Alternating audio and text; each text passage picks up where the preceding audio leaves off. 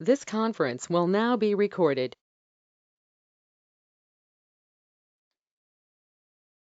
Very good evening, students. Today we will discuss about moving coil galvanometer in detail and its related numerical problems. Even though we have started this topic yesterday, but we'll recap some of the facts and we'll go into further detail discussion on moving coil galvanometer and its use. Basically, moving coil galvanometer is used as an ammeter and it is used as a voltmeter. Okay, I mean, to measure the voltage and to measure the current in the circuit, galvanometer is being used with certain modifications. We cannot use the galvanometer directly as an ammeter or voltmeter. There has to be certain modifications. So those things we will be discussing, and related numerical problems also will be taking in that course. Okay, so before we go to moving coil galvanometer, let me just give a brief recapitulation of atomic magnetic moment or atomic magnetism. First of all, you see, according to Bohr's atomic model, an electron will be revolving around a positive nucleus. Okay, positive nucleus in a circular orbit, but those orbits are quantized orbit. Those things we have already learned. So here, what we'll see, since this electron is moving around the nucleus, it will actually establish the current. Okay, it will establish the current, and the orbit of this electron will act as a current loop.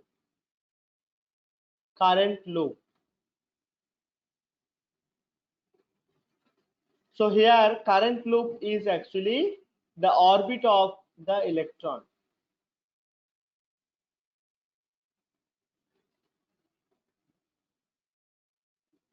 Orbit of the electron will act as current loop, and here we'll be calculating magnetic moment due to a loop. See, we have already learned, if you have, suppose there is a rectangular loop kind of this. Okay, if it is carrying a current I, if current I is flowing in the loop and the area of cross section is A, then we know magnetic moment is given by I into A. If there are n number of turns in this loop or coil, then there will be this. This is magnetic moment. Sometimes it is denoted by small m also.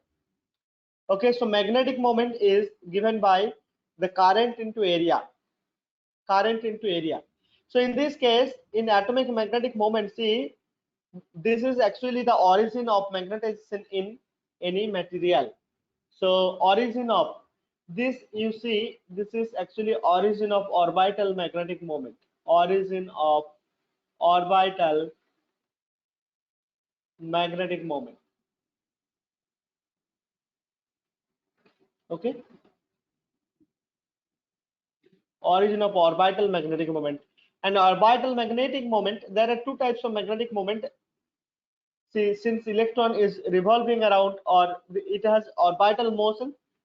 Orbital motion means it has it is revolving around the nucleus, or revolution. And there is another term called spinning motion. Another motion of electron is spinning motion.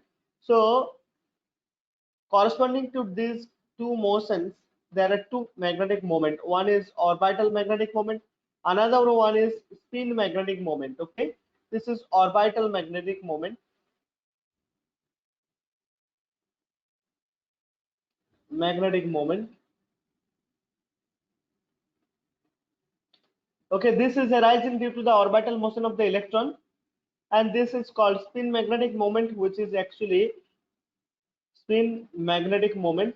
This is intrinsic property of an unpaired electron.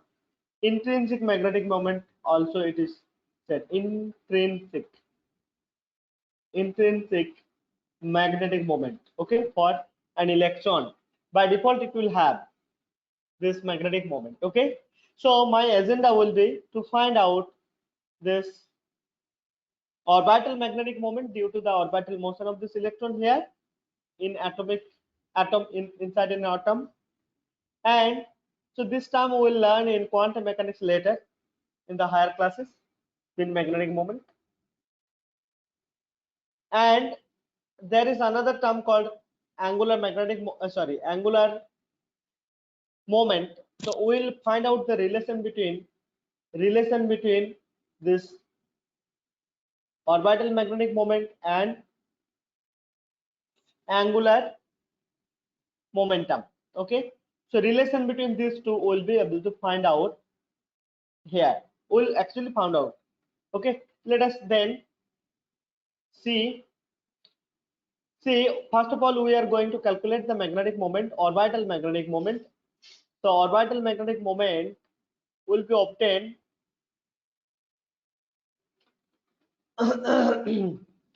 see mu L will be obtained by multiplying I into area of this circular loop we know. But what about I? Let me find out first I. Current in this loop, this electronic orbital. So current, see, the total charge in this is E. I'm taking the magnitude of the charge. And what is the time period of revolution? That is capital T. So this could be written as again 2 pi r by V. Okay, this time period. So we get EV by 2 pi r. Okay, further this V can be written as omega into r or r omega. Okay,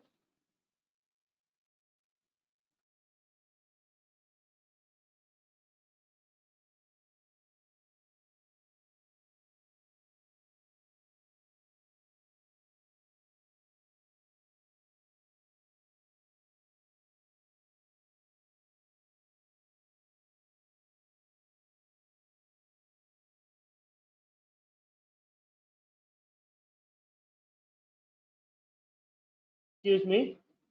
So this V we know for a circular motion, V is equal to r omega or omega r divided by 2 pi r. This r, this r can cancel out each other. So finally, what we get E omega by 2 pi. What is this omega? What is T? T I have already told. This is time period of revolution. Time period of revolution. Time period of revolution. Okay. This V is actually the orbital speed.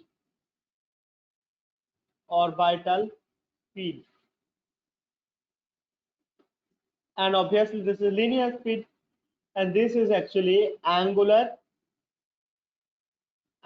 frequency. Angular frequency or angular velocity. Here actually you can say this is angular velocity. Angular velocity. Okay, so these are the thing. Now see, I have to find out this mu L. So I is E omega by 2 pi into A. A is again, so this A means area of the loop. So this area is E omega by 2 pi into this is pi r square, right? Pi r square. This pi goes off. So we can see actually better to use this, okay? Or anything is fine. See, so we have E omega r square by 2. See, if I multiply m in the denominator and numerator both places, so m omega r square, okay, and this is 2 m down. See, this r omega is actually v, right? V that I can write, or angular momentum is how much? What is angular momentum? mvr, right? mvr, right? Or m omega, right? So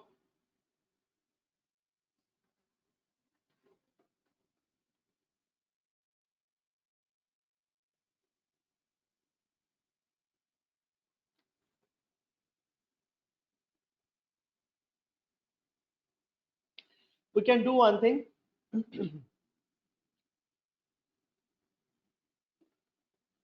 This E, let me just do it before multiplying m itself. See, we get E omega r square by 2. So this omega into r will provide you v and r. So we get actually EVR by 2. So if I multiply, see, if I multiply m, then we get E by 2m into mvr, right? So this mvr, see, I'll just skip all the steps. Let me write this. mvr is actually angular momentum L. Angular momentum L. Okay, angular momentum L. So you can see there is a relationship between angular momentum and magnetic moment. Okay, so I'm just skipping all this. Okay, so let me, all right, then let me clean everything. Let me write terms one by one. So magnetic moment we have got, then we have got, okay, magnetism. See here, magnetic induction at the nucleus due to this current in the loop will be mu 0 I by 2r, circular loop at the center. Okay, magnetic moment at the center for a circular loop, current carrying loop, that is this. And see, there is a relation like this. Okay, so we have already seen the relation between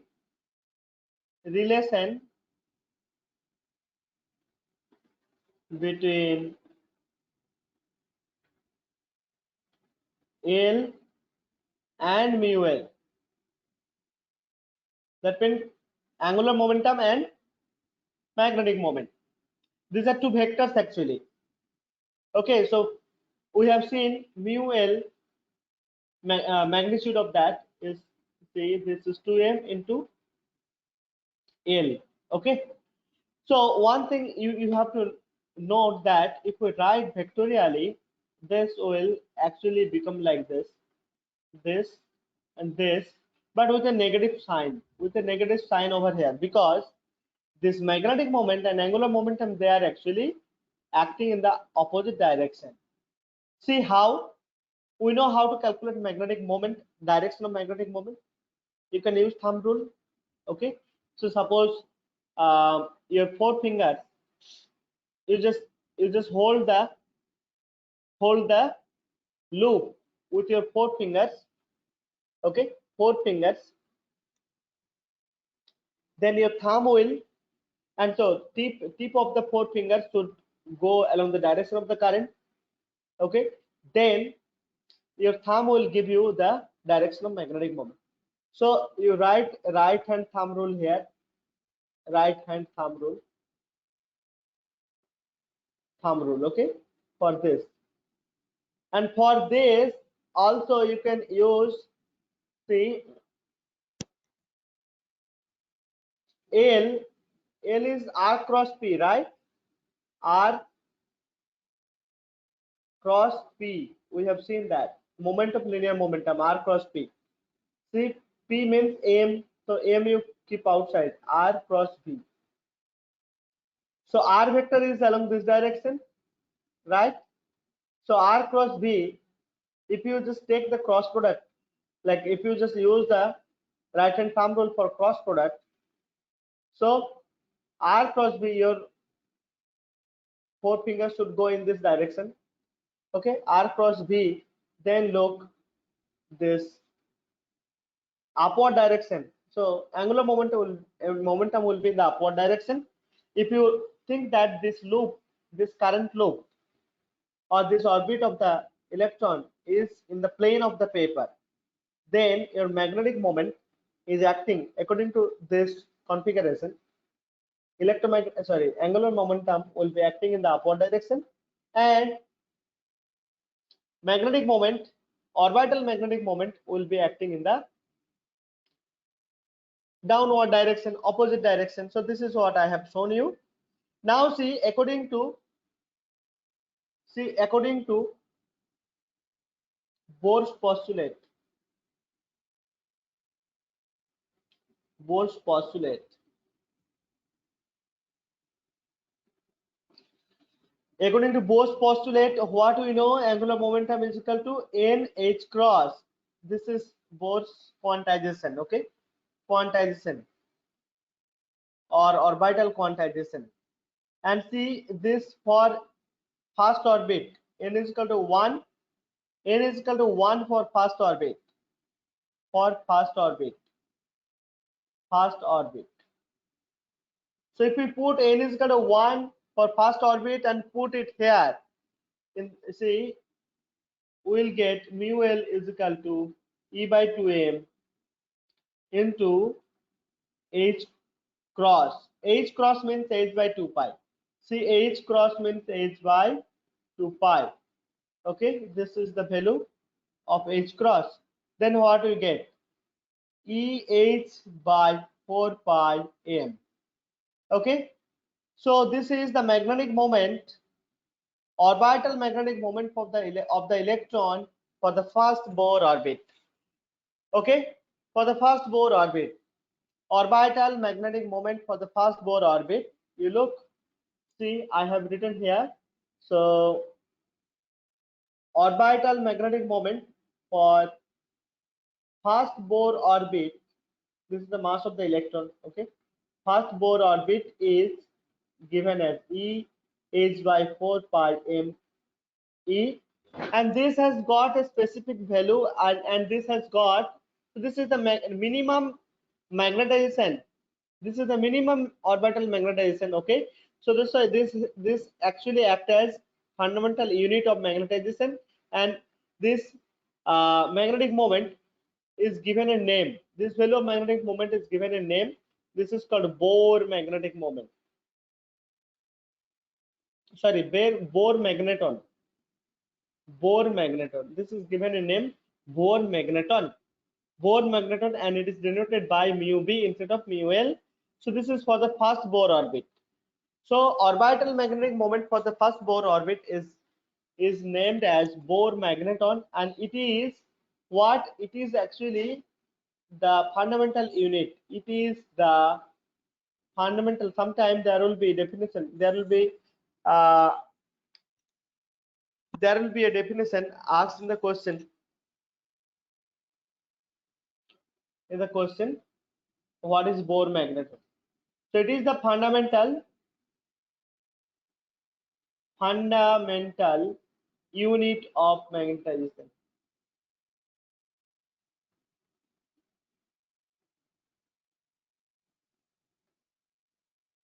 Fundamental unit of magnetization. So Bohr magneton is fundamental unit of fundamental unit of magnetization. Okay, and if we put the value, see E, we can put 1.6 10 to the power minus 19 coulomb, H 6.62 into 10 to the power minus 34 joule second, and pi is there, and Me, if we put 9.1 into 10 to the minus 31 kg, then its value will be something like 9.23,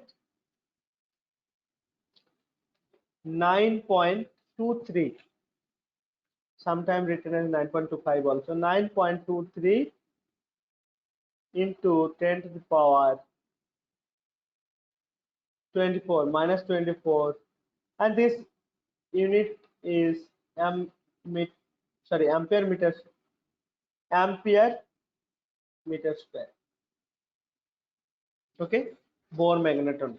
So Bohr magneton has got a value 9.25 into 10 to the power minus 24 ampere meter square.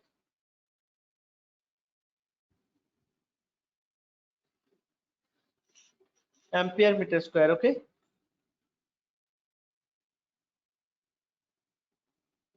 All right. So this is all about atomic magnetization. So we have learned the Bohr magneton, the fundamental unit of magnetization. Okay. Now we'll just move on to the moving coil galvanometer part. So what is a moving coil galvanometer? It is actually a device which is used to detect the current in a circuit. It is used to detect the current in a circuit. Okay. So what is the construction? It is consisting of a coil of large number of turns. You can see that this is actually the coil. Yeah, it is denoted also. So this is coil. You can see that coil has a large number, suppose n number of turns. Okay, n number of turns, n turns in the coil. And see, this coil is placed, see, inside the coil. So this coil is made by making windings of wire over a cylindrical iron core, soft iron core. Okay, cylindrical soft iron core. And this whole arrangement, this coil arrangement is kept inside a uniform magnetic field produced by cylindrical pole pieces. So these are cylindrical electromagnet. You can see the shape of this. Generally, electromagnet should have shape like this. Okay, like this. Okay, this is what we know. The pole has shape like this. In practical, if you see, most of the electromagnet has shape like this. But in this case, see this part. Okay, see this part. So these are cylindrical pole pieces. So we'll discuss why do we use the cylindrical pole pieces. So this moving coil galvanometer is nothing but a coil of large number of turns, which is placed in a uniform magnetic field, and it is actually rotatable inside this field. Okay, it is rotatable inside the field. Okay, all right. See, I have, see, these turns of the coil. It is made of a long wire. Okay, long wire. So there will be two free ends. One free end is actually connected to the positive terminal of the galvanometer. See, there is a positive terminal for giving current to this, or to connect this galvanometer to a circuit. So there are two poles. One is positive and another is negative poles. So you can see There, see, the end of the wire, okay, end of the coil are actually connected to the poles, negative or positive poles, through springs. You can see that these are springs. Okay, these are called springs. SPs are actually spring. These are springs. So what happens when, see, when the magnetic field, this pole piece, magnetic field is on, and as you see, the magnetic field lines will be going like, say, north to south, like this. Okay, north to south, the magnetic field lines are uniform magnetic field lines. And in a uniform magnetic field, if you remember, if we keep a coil, if we keep a coil inside a uniform magnetic field, okay, then what happens? What happens? There will be a torque acting on that. Okay, torque. Suppose this is F1, this is F2. They are actually equal and opposite in direction. Equal and opposite in direction. At the same time, their line of actions are not matching or not meeting. That's why there will be no.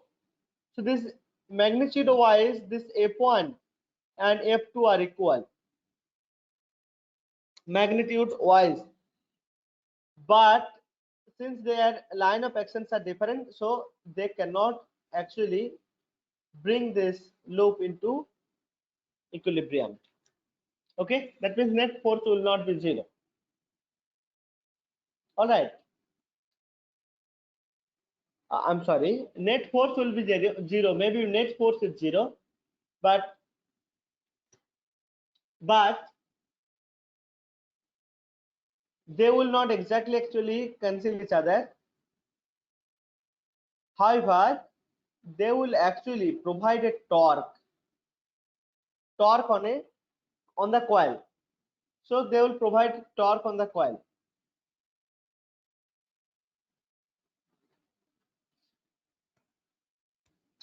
And that torque, see, in this case also, since this, see, the coil is there inside the magnetic field, and when through this pole, through these terminals, positive and negative terminals, so they will be actually connected to the mains, okay, or supply of the current, and current will flow through the spring to this coil. Okay, so as soon as the current is flowing, we know for a current in conductor, force will be given I dl cross B. So this is actually the force on each element of the coil. Okay, so this is the force, and all we have found out that F1 are equal to F2. So F1 will be okay, tau. There will be torque acting on this. Torque acting on this loop means this is a rectangular loop, so there will be a torque acting on the loop, and that torque is given by how we have obtained m cross b, that is the torque, or mb sin theta.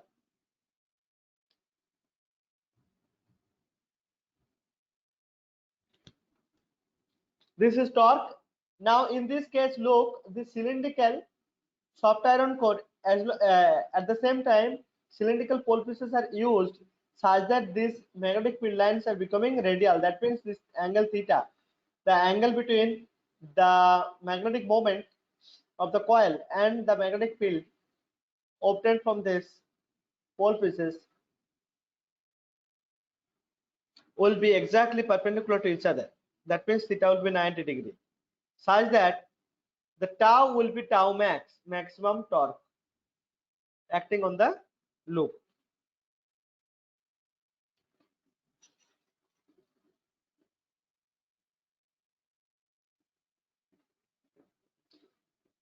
So maximum torque will be mb on the loop due to this magnetic field.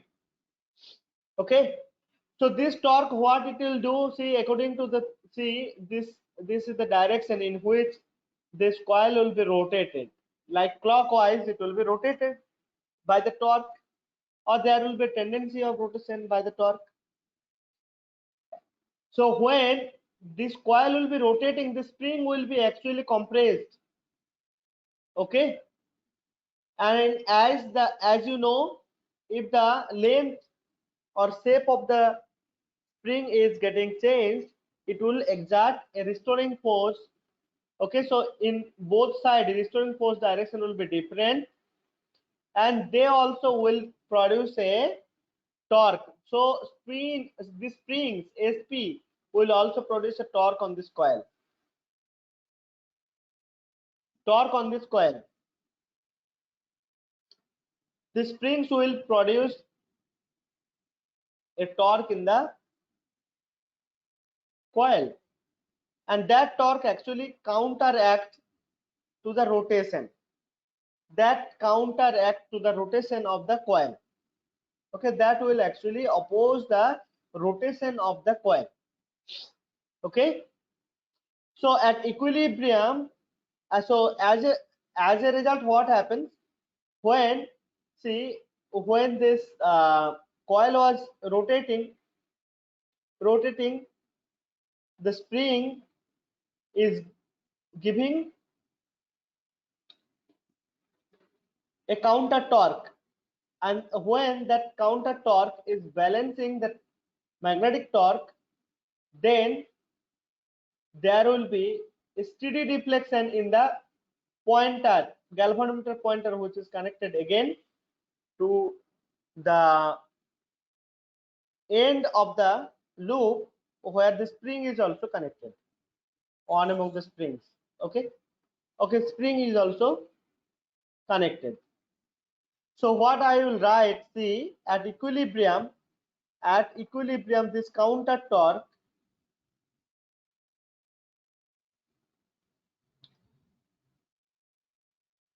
at equilibrium,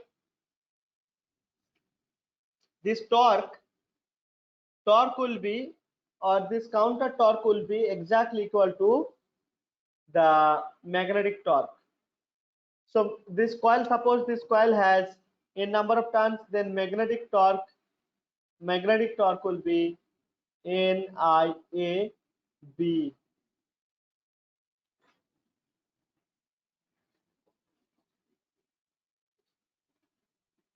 A is the area, I is the current through each turn, N is the number of turn, and B is the magnetic field, magnitude of the magnetic field produced by this electromagnet. Now this is magnetic torque. What is the counter torque given by this? This can be written as counter torque, TC. Counter torque is given by the springs, will be written as K into 5. What is this K? This is torsional constant. Torsional constant.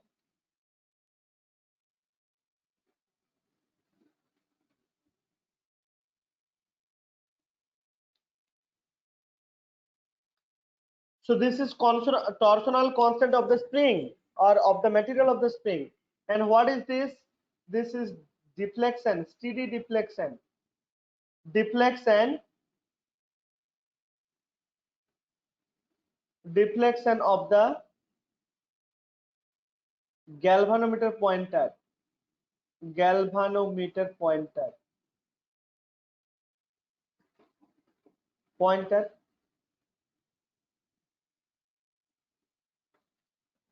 Okay, so now at equilibrium, this TC will be equal to TB. Okay, so in equilibrium, this TC will be TB. Okay, so let us write in other way. TC is equal to TB in equilibrium. Counter torque, I'll write what is TC and TB. Counter torque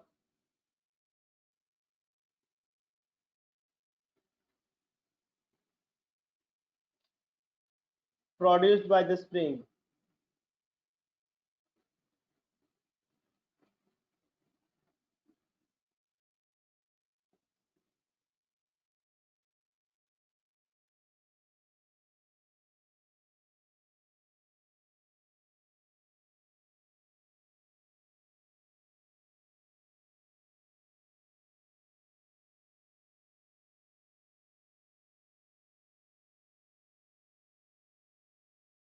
Excuse me. So counter torque produced by the springs, and this is magnetic torque on the magnetic torque on the coil. Okay, on the coil. See, this is in equilibrium. Actually, this happens in equilibrium. In equilibrium. And when this happens, there will be a steady deflection in equilibrium. When this balances, so there will be a steady deflection. Let us say that deflection is phi. So k phi is the torque given by this springs, counter torque, and magnetic torque I into a mb. M means ni. If there are n turns, ni into a. So this is the m part, and this is b, and sine 90 degree, as I said, since this cylindrical iron core as well as the cylindrical shape of the electromagnet, so they will produce the magnetic field lines to be perpendicular to the coil itself, area of the coil, area vector of the coil. So 90 degree, sine 90 degree is 1, so then the torque will be maximum. Okay, so this is the thing. Now from here, so this is all about like this. Actually, you can see this is actually relating the deflection to the current through the galvanometer. So current and galvanometer will have a deflection of the pointer, galvanometer pointer. This will have a direct relationship with the current in the circuit. So that's why using galvanometer we can use. So this is actually deflection of the pointer.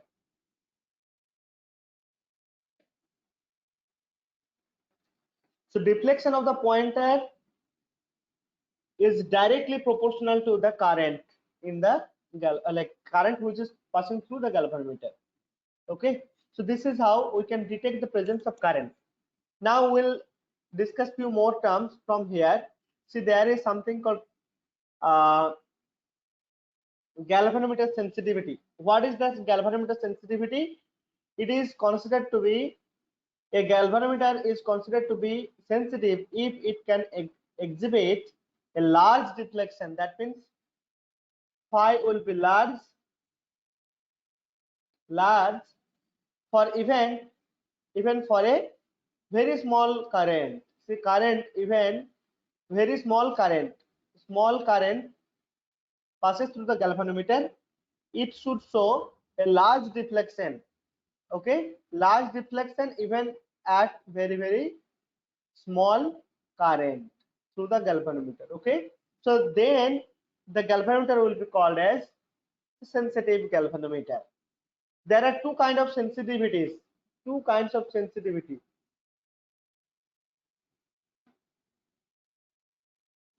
Sensitivity. Sorry.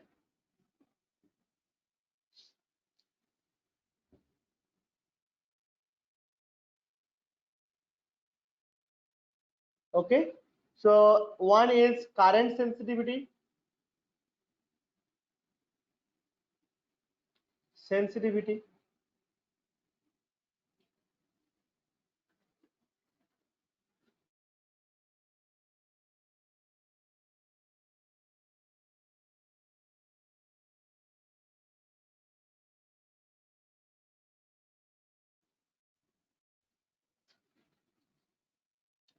Current, that is, and another one is voltage sensitivity. It is noted by Vs. Okay, So how do we define current sensitivity and voltage sensitivity? Okay, so how do we define current sensitivity and voltage sensitivity? So current sensitivity, let us discuss first. Current sensitivity.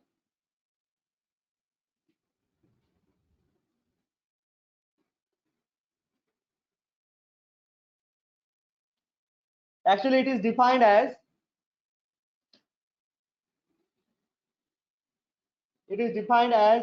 the deflection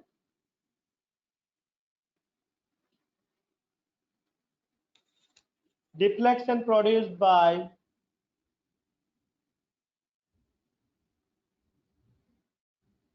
the galvanometer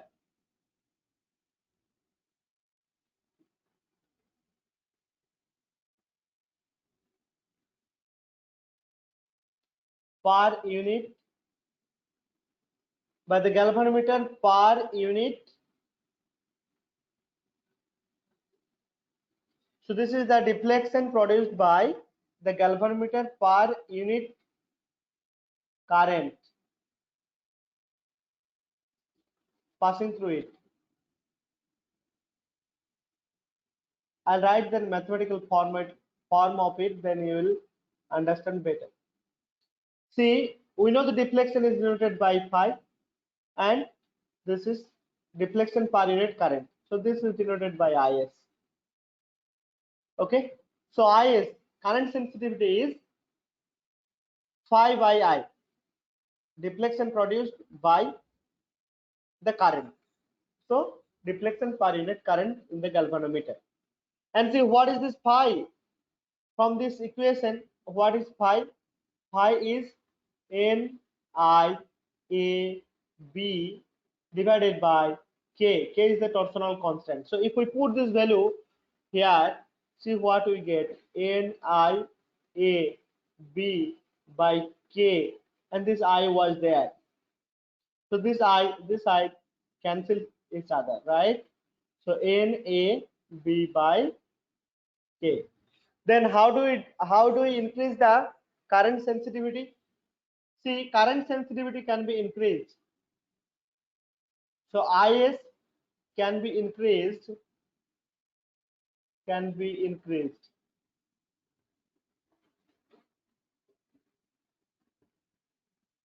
by what? First increasing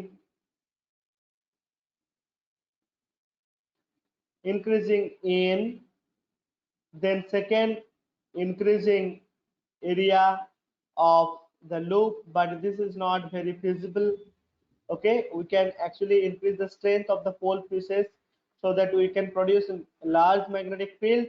And the fourth option, so increasing this.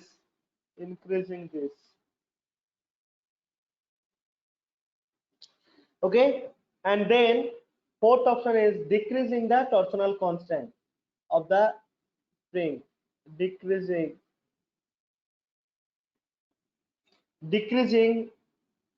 K. Okay, there are four terms you can see here. So one is N, number of turns if we increase, number of turns in the coil if we increase, then current sensitivity will increase. Second thing is the area of the loop, but galvanometer size should be feasible. That's why area cannot be increased or decreased according to our wish. So there is a standard size for the galvanometer. So this parameter is not going to help us. So we can increase the magnetic induction by increasing the current in the pole pieces. Okay, we can increase the magnetic field to get the better current sensitivity. And remaining is K. K is the torsional constant. It comes in the denominator of the current sensitivity. So if we decrease this K, then we can increase the current sensitivity. Okay, so this is about current sensitivity. Now we can go for voltage sensitivity.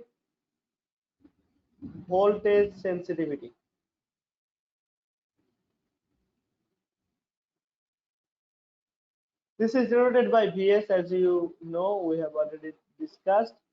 So it is actually defined as the deflection, amount of deflection, or simply deflection produced by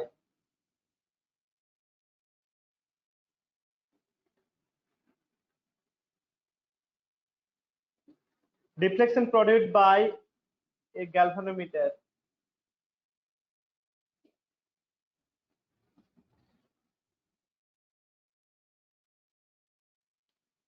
Deflection produced by a galvanometer per unit at per unit at per unit potential difference applied across potential difference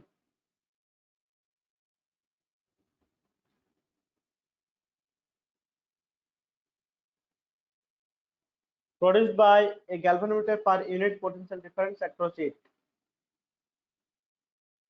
Okay, so this is actually voltage sensitivity. Mathematically, voltage sensitivity can be written as Vs is equal to phi by V, because voltage. Okay, so this is voltage sensitivity. So if we put the value of this N, I, A, B, then K is that phi and V is this. So look here, what we can do. V can be written as I into R. So NAB by VI by K into IR. So this I is cancelling each other from the numerator and denominator. So then in the denominator what we have K into R. So this is torsion constant and this is resistance of the coil. Resistance of the coil.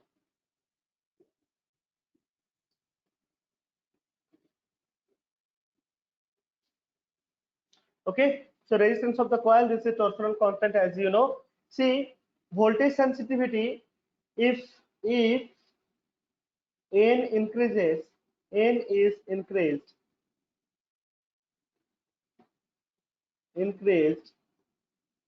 to 2N, then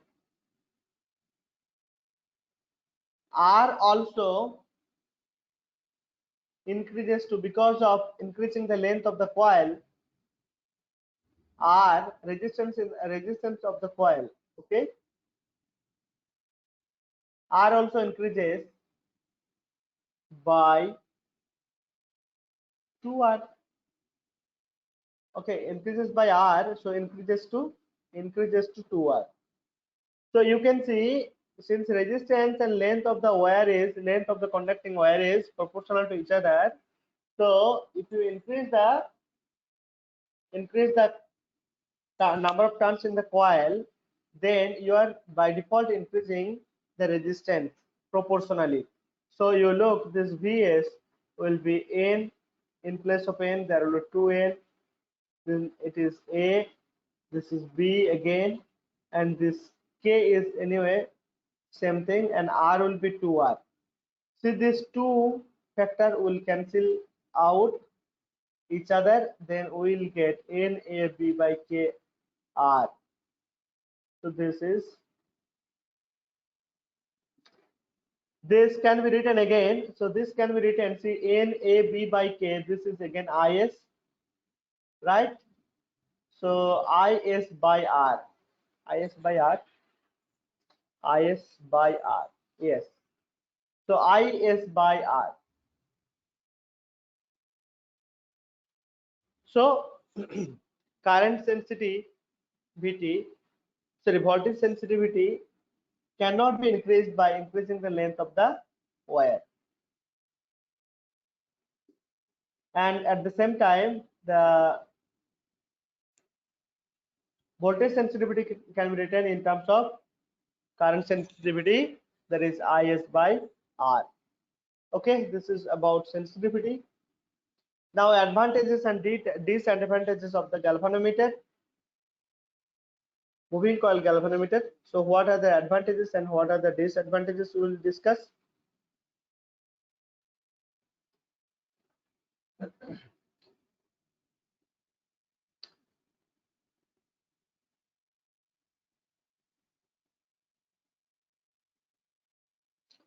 See, since first advantage is since deflection is directly proportional to this, so galvanometer, moving coil galvanometer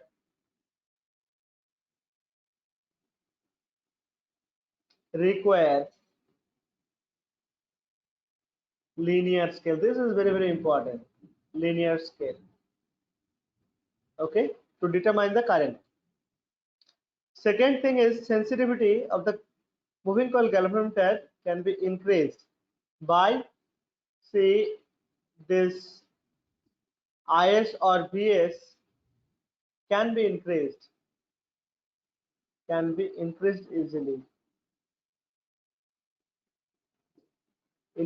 easily, okay, by altering the K or altering the B, altering a N, okay, so such parameters, okay, if we use, like if we increase or change, alter, then we can increase, okay, this can be increased.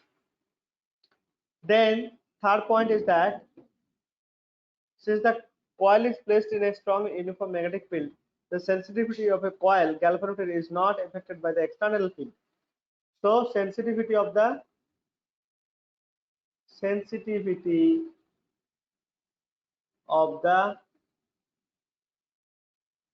moving coil galvanometer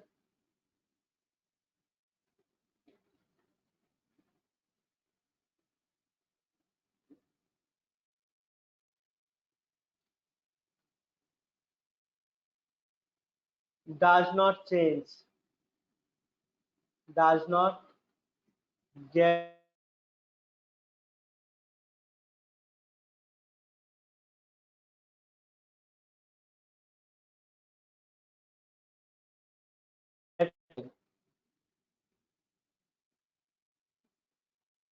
affected.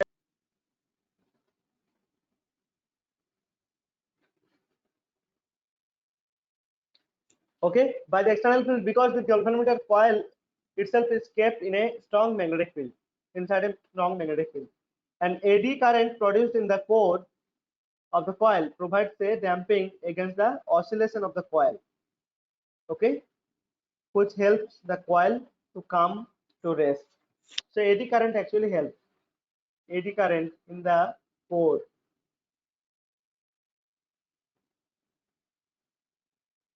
in the iron core, helps to bring the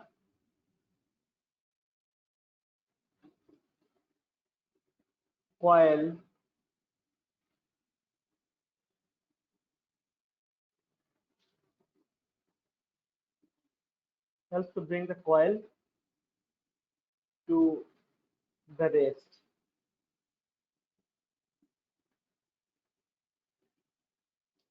Okay,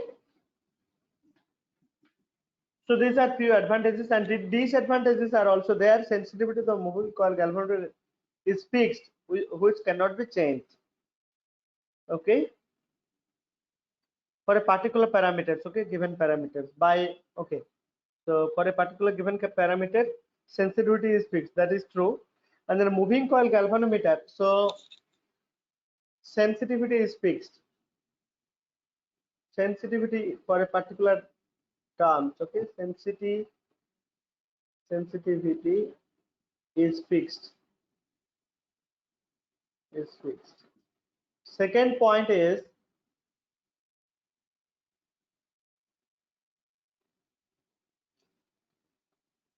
moving coil galvanometer will be damaged due to overload. That means even if a small amount of extra current than that of the prescribed amount of current is sent, then sensitivity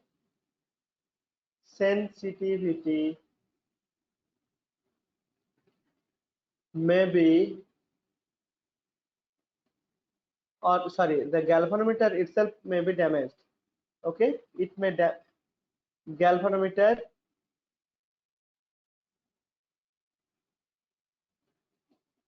may be damaged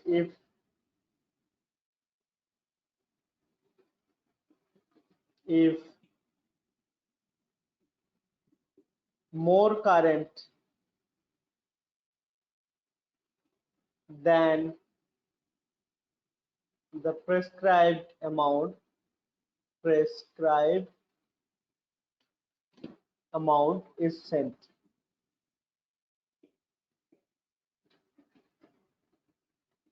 Prescribed amount is sent. Okay, so these are few disadvantages. Anyway, I think we may not be able to discuss this conversion of galvanometer to an ammeter and galvanometer to a voltmeter. We'll take up tomorrow, and we'll take up many more numerical problems on this galvanometer from previous year's question paper. So thank you for your presence. Bye for today.